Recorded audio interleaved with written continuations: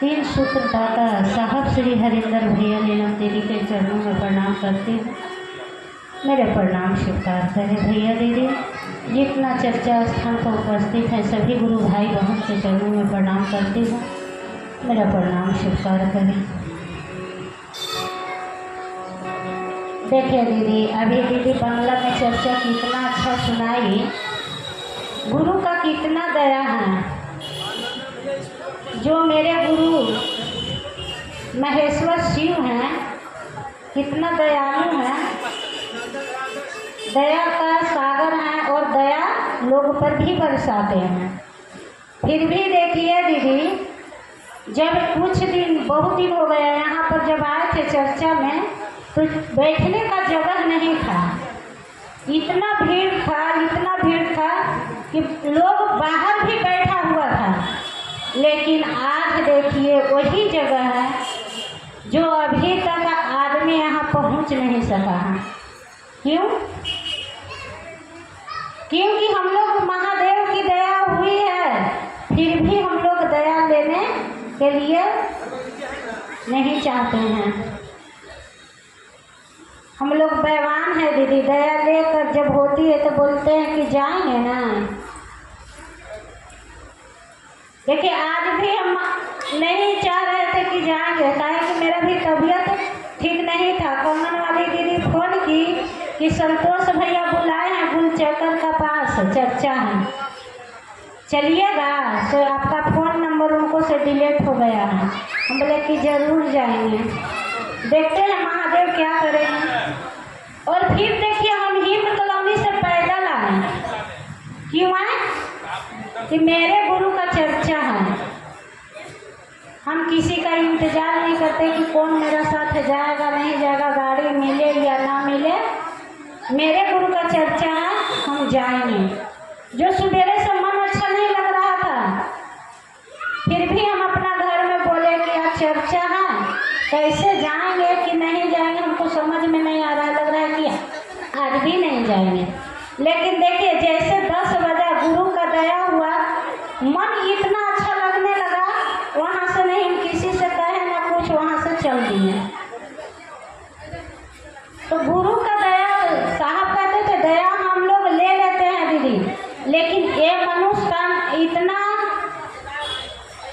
है, मनुष्य का अनमोल है कि हम लोग दया लेकर और किसी का पास नहीं पहुंचाते थे। मन क्या चीज़, मनुष्य तन बेकार ही है। मनुष्य तन कौन काम का है कि जो शिव को गुरु बनाए और दया लेकर हम लोग किसी का पास नहीं जाएंगे, नहीं बताएंगे, उसको शिव से नहीं जोड़ेंगे, तो क्या भजन गाने से कुछ भी नहीं होता है दीदी। हर घर में ऐसा नहीं, कौन ऐसा आदमी है कि परेशान नहीं है, सब कोई परेशान है। कोई कुछ से, कोई कुछ से, कोई कुछ से। फिर भी देखिए महेश्वर शिव इतना दयालु है, जब हम लोग ध्यान करते हैं तो वो जो दुख दर्द भी होता है वो बहुत हल्का हो जाता है। तो जब हम लोग अपना बनाए हैं तो जाने का प्रयास करेंगे। शिव गुरु का चर्चा है, वहाँ पर घोषणा करेंगे। यहाँ तो इधर तो सब हो गया है दीदी, लेकिन देखिए मेरा भी बहुत अनुभूतियाँ, जब से हम शिव को गुरु बनाए हैं, जब से बहुत अनुभूतियाँ मिला, इतना अनुभूतियाँ मिला कि हम कह नहीं पाएंगे। यहीं पर जो आगे है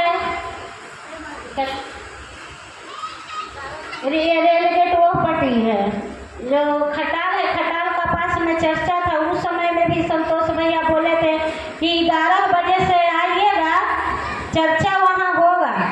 और इतना जो मेरा शरीर खराब था दीदी कि सांस लेने में बहुत दिक्कत होता था और हम 4 डेग नहीं चल पाते थे।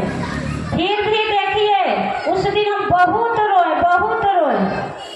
बोले कि मेरे गुरु का चर्चा है, हम कैसे जाएंगे। एक दीदी का पास किए फोन, वो दीदी ने कही कि विधाननगर भर्ती हो जाइए, और ये बात लेकर हम बहुत रोए।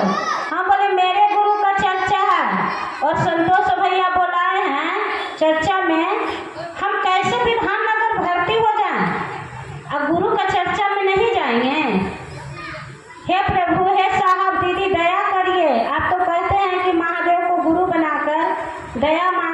मिलता है, फिर क्यों?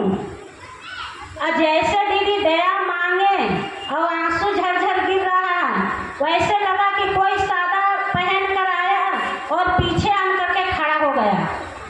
और जैसे खड़ा हुआ तो मेरा श्वास अच्छा होने लगा, लगा कि एकदम हल्का लगने लगा, लगा कि हमको कुछ हुआ ही नहीं है।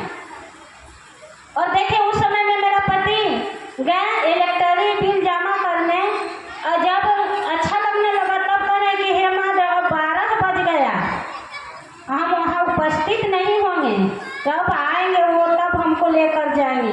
फिर भी मेरा पति कहते थे कि साइकिल से कि हम पहुँचाएंगे तुमको, हॉस्पिटल नहीं जाना होगा लेकिन चर्चा में जाना होगा, ऐसे नहीं जाएगी तो तुमको हम साइकिल पर ले जाएंगे। और देखिए गुरु का दया है, जैसे चिंता करने लगे तुरंत वहाँ करंट चला गया और वापस आ गए। हम बोले कि बहुत जल्द आ गए, तो कह रहे करंट नहीं है तो चलो। और वहाँ से दीदी देखिए हम लोग पैदल, वहाँ से पैदल चल कर आए। जब बाजार में आए तो कंगन वाली दीदी खड़ी थी, उनको हम लोग तीनों साथ में आए यहाँ पर।